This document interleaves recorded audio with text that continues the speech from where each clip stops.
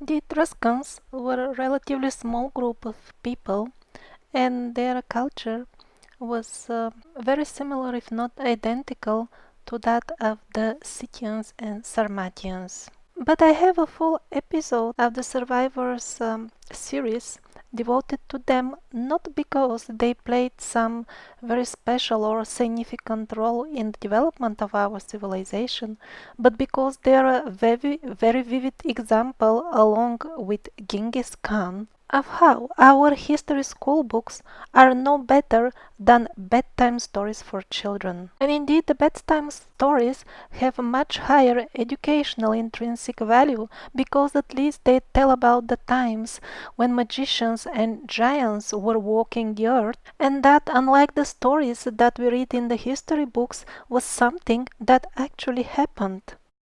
Adriano Laricina is the president of the National Institute of Archaeology of Italy.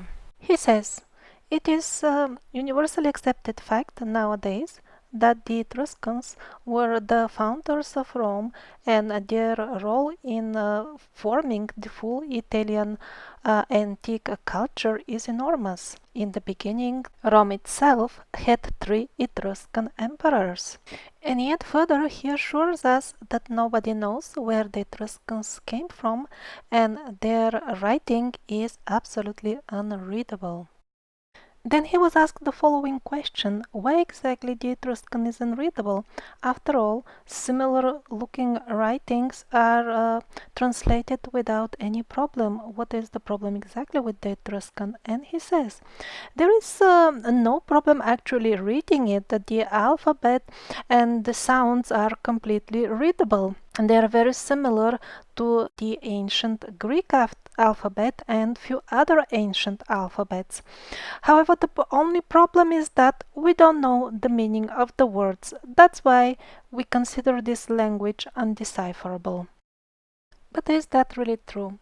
It was a couple of centuries ago that the Italian professor Sebastiano Ciampi happened to work in the University of Warsaw, and because he was in a Slavic country, he learned a bit of Polish language.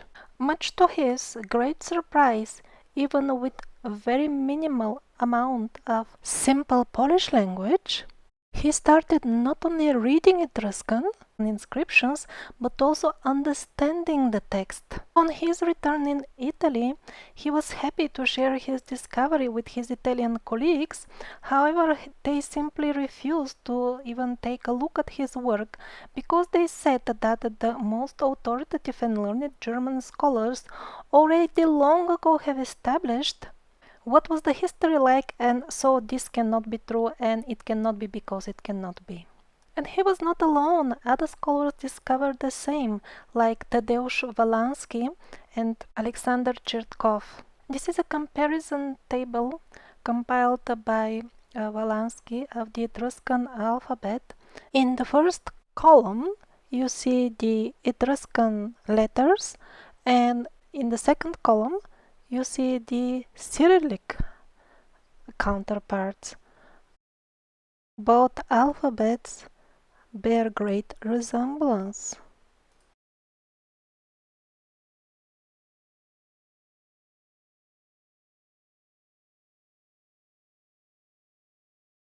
Here are a few examples. Look at this sample Etruscan inscription that comes first in the mainstream history book on the Etruscans, written by Ulrich Friedrich Koppa. In his book, he loudly assures us that Etruscan is absolutely unreadable forever. He doesn't even discuss this inscription in his full book. This is how you read the inscription. Стерела Купида ранит Минифеи. Now, I myself don't know any ancient Slavic language. I only know contemporary Slavic languages. And yet I hear in plain speech, without the need of any translation, the way the Etruscans wrote it hundreds of years ago, that the arrows of Cupid will wound or are wounding the nymph. It really sounds to me like some sort of dialect from a remote village area. It doesn't sound like a foreign language at all. Moreover, it fully corresponds to the image, every single word. And here is another one. Lvid Sigyam Nit.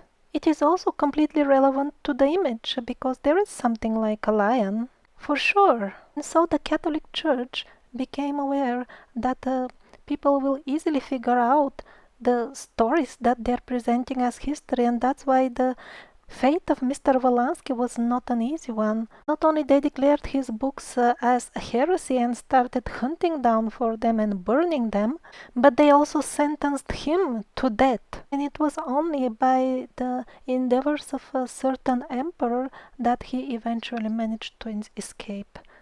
Instead of actual historic research based on ancient inscriptions, the mainstream historians always quote Theodor Mommsen and others like him. He wrote other correct history of Rome, and it is always said and quoted that it was based on hundreds of old books from all these sources and all that, and he had them at home and he compiled them all, and always the same trick. After he finished his work, all of a sudden all this fire devoured everything, and not even a single one of these books is left now. Please note though that not all Etruscan inscriptions can be fully understood. After all, this was a language spoken hundreds of years ago, and it's normal that we don't understand everything. Another point is that all inscriptions that are not Roman are automatically classified as Etruscan in Italy.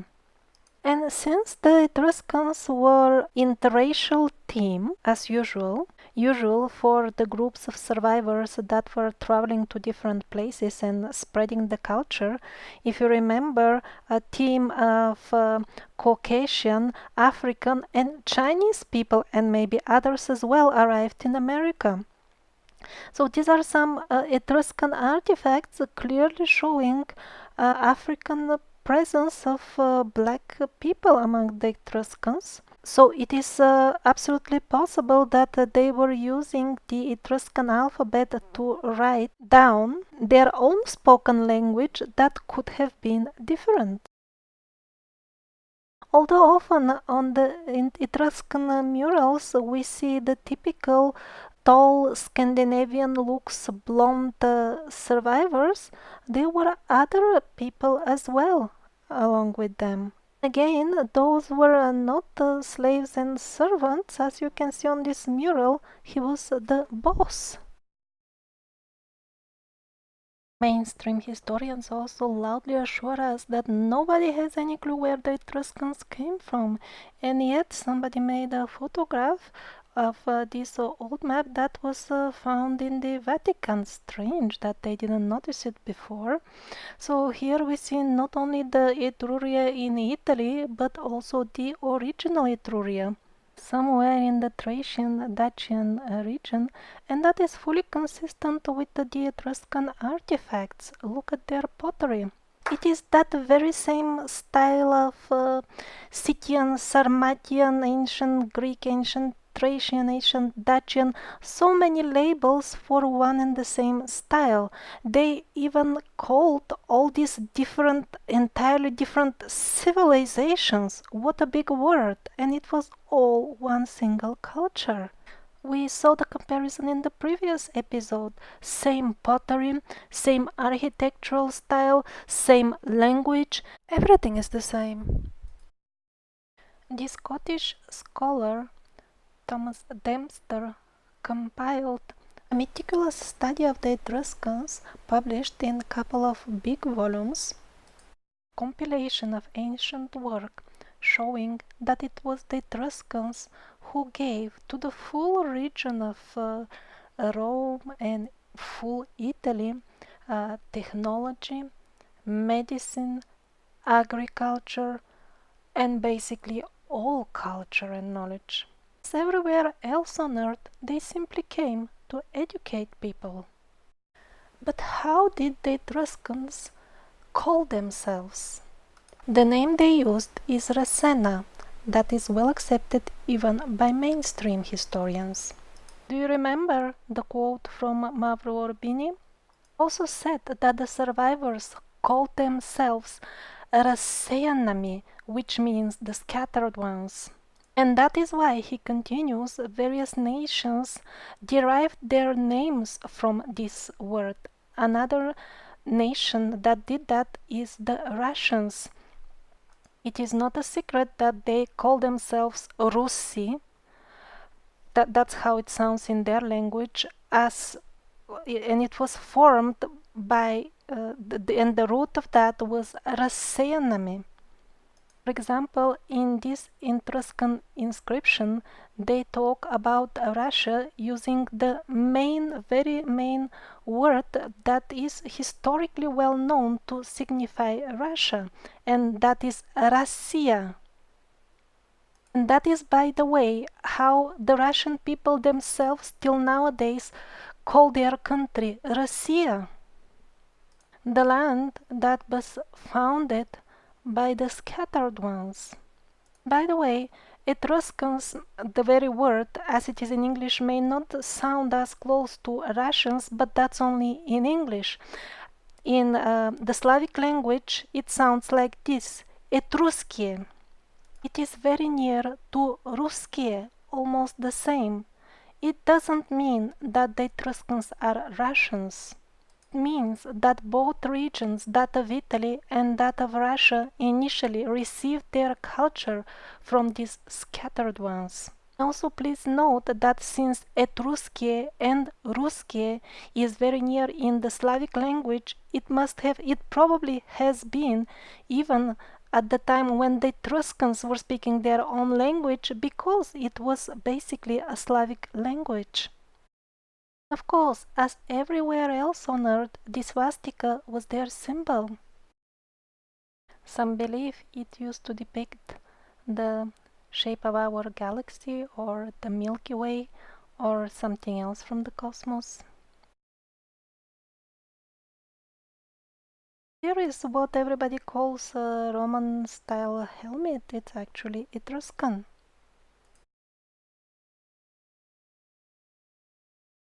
Here are the Etruscan sphinxes.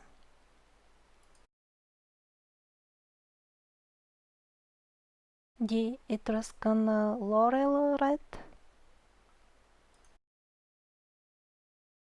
When the official history was being cooked and fabricated, the Etruscans were uncomfortable.